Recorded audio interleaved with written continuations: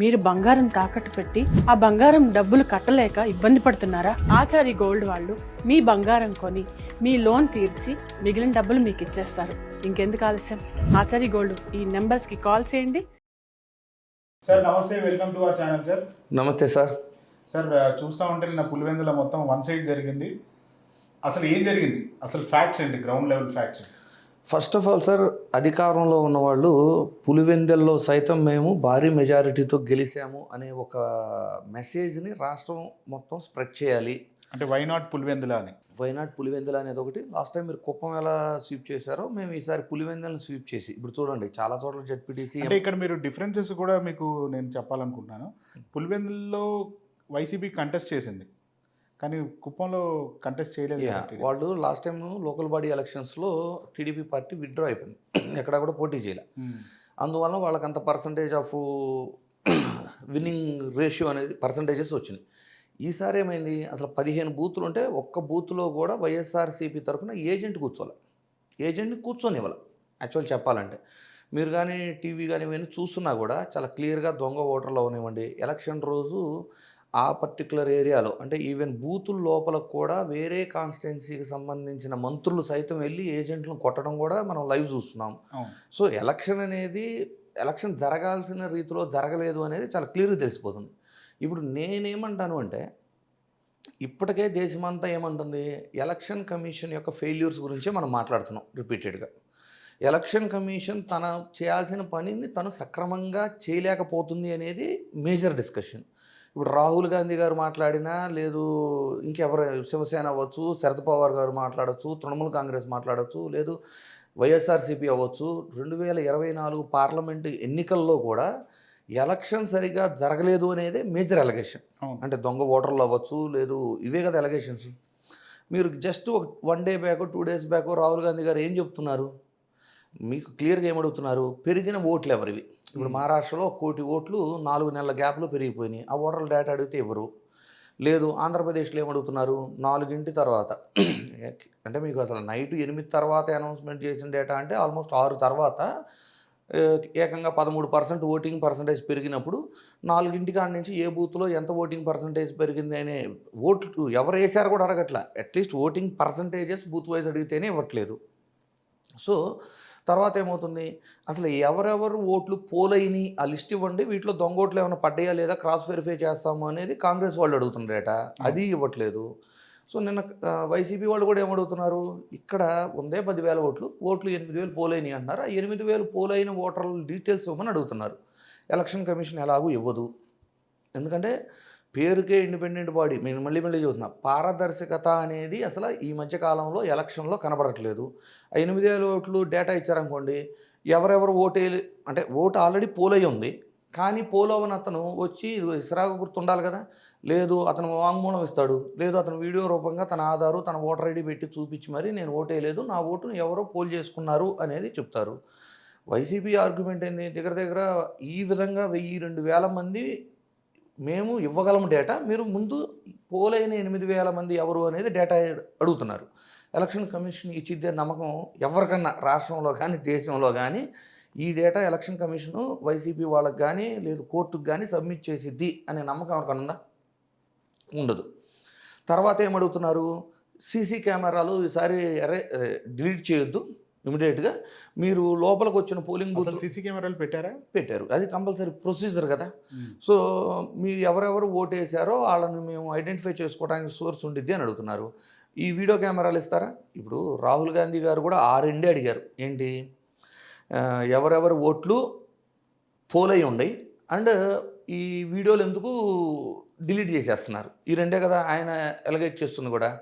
అంత భారీ ఎత్తున 300 మంది ఎంపీలతో ధర్నా చేసి ఢిల్లీలో ఈసీని కలుద్దామని వెళ్తే అరెస్ట్ చేసి మీరు అంత సంచలనం అయిన తర్వాత ఆ నెక్స్ట్ జరిగే ఒక చిన్న స్థానిక బాడీ ఎలక్షన్, ఇది లోకల్ బాడీ ఎలక్షన్లో ఒక జెడ్పీటీసీ అంటే ఒక మండలం, కేవలం 15 గ్రామాలు, 10,000 ఓట్లు, అంత చిన్న దగ్గర కూడా అవే తప్పులు మళ్ళీ ఎలక్షన్ కమిషన్ చేస్తే, అంటే దేశం అంతా ప్రూఫ్లతో ఏం చూపించారు రాహుల్ గాంధీ గారు, డూప్లికేట్ ఓటర్లు, దొంగ ఓట్లు, ఇవే కదా చూపించారు.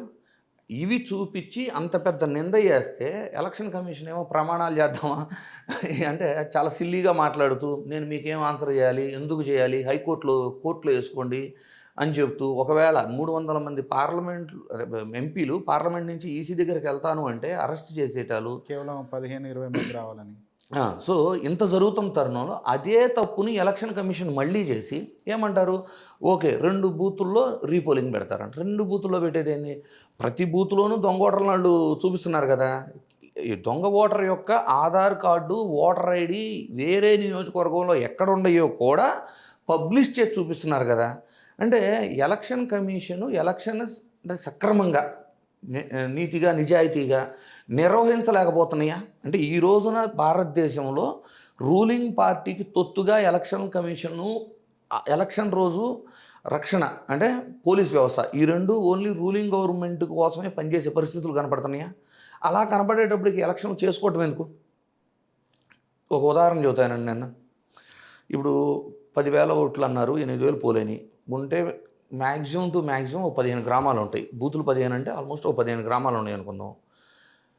ఒక గ్రామానికి ఒక 700 నుంచి 800 ఓట్లు ఉంటాయి మ్యాక్సిమం ఉంటే.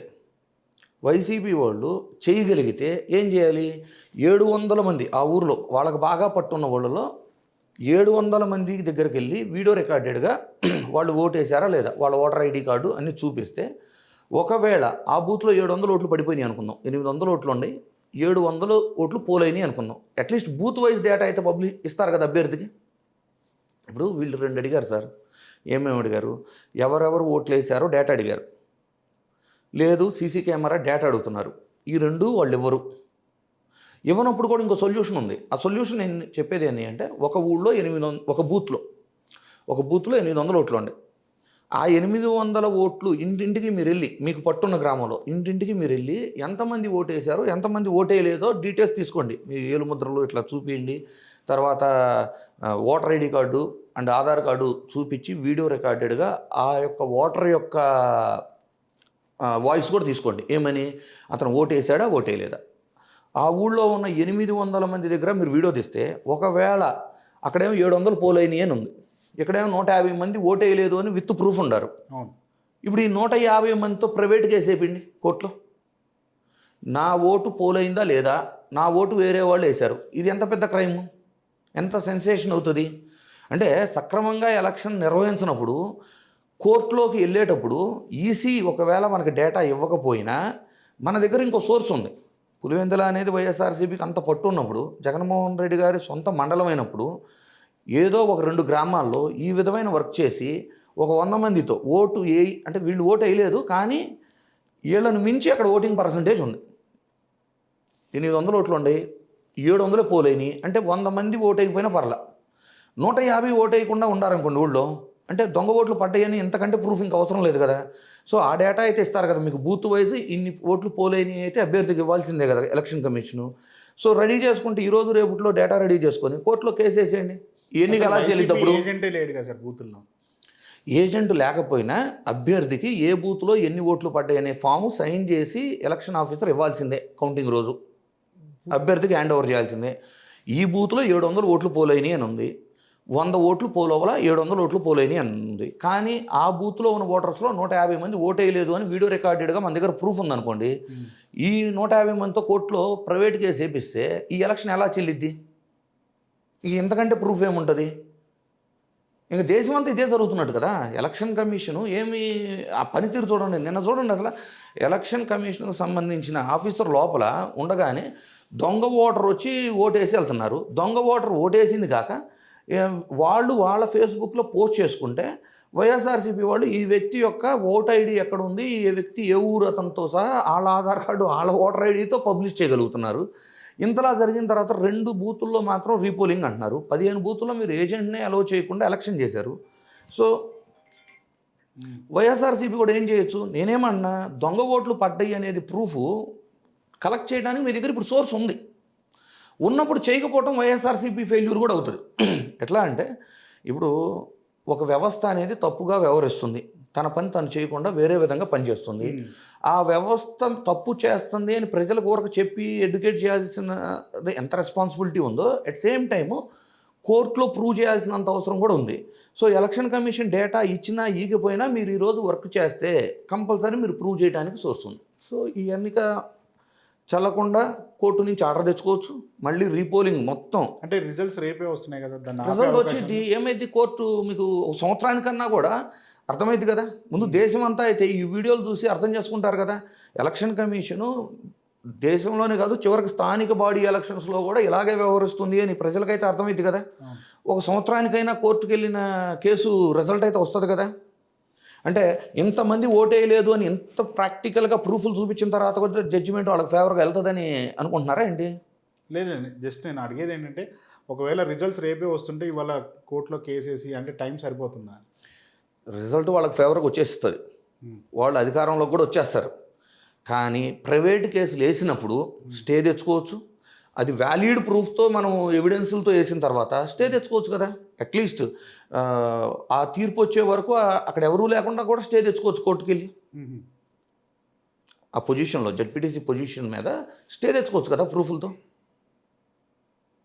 కోర్టులు ఉన్నాయి. కోర్టులు మరి అంటే ఎవిడెన్సులు లేనప్పుడు ఈసీ డేటా అడుగుతుంటే ఇవ్వనప్పుడు ఏ డేటా లేకుండా జడ్జిమెంట్ అంటే ప్రొసీడింగ్స్ రాకపోవచ్చు. కానీ వీళ్ళు ప్రూఫ్ ఆఫ్ అపోజిషన్ అడిగితేనే డేటా ఇవ్వట్లేదు. ఇప్పుడు చిన్న ఎన్నికలు కదా జెడ్పీటీసీ అనేది, దానికి ఇస్తారంటారా?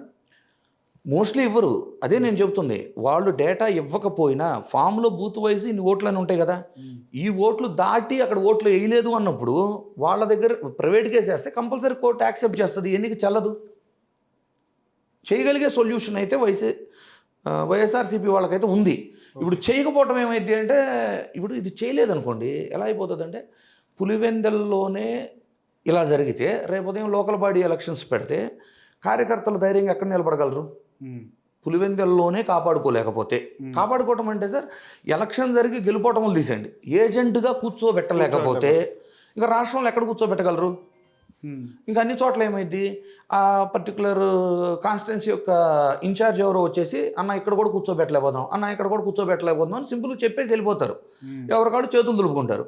సో పులివెందలను కానివ్వండి, ఒంటిమిట్ట ఎలక్షన్ కానివ్వండి ఛాలెంజ్గా తీసుకొని కోర్టులో దీన్ని ఛాలెంజ్ చేసి గెలవగలిగితే రేపు ఉదయం ఈసీ మీద ప్రెజర్ ఉంటుంది. ఈసీ ఇట్లా వన్ సైడెడ్గా సపోర్ట్ చేయాల్సిన పరిస్థితి వాళ్ళకి ఉండదు. పోలీస్ వ్యవస్థ అయినా కూడా సక్రమంగా పనిచేయాల్సి వస్తుంది.